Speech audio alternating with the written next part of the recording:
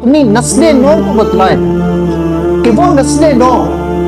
جو منہ رنگین کروانے کے بعد موٹر سائیکل نکالتے ہیں اور اس کا سلنسر نکال کر طوفان بدتمیزی بپا کر کے سارا دن خود ذلیل ہو کے اور قوم کو ذلیل کر کے شام کو آ کے بتلاتے ہیں کہ ہم نے یوم آزادی منایا ہے، انہیں آج بتلانے کی ضرورت ہے کہ یہ پاکستان کیسے حاصل ہوا تھا، یہ پلیٹ میں رکھ کے ہمیں نہیں مل گیا تھا۔ اس کی 90,000 خواتین نے اپنی آبرو ریزی کروائی ہے، اس کی خاطر 10 لاکھ لوگوں نے یا 40 لاکھ لوگوں نے اپنی جانوں کے نذرانے پیش کیے ہیں، اور سب سے بڑی دنیا کی ہجرت کہ 2 کروڑ لوگوں نے ہجرت کی ہے، اور پھر جا کے یہ پاکستان اتنی قربانیوں کے بعد ہمیں نصیب ہوا ہے۔ تو کیا جن کی بہنوں کی، جن کی بیٹیوں کی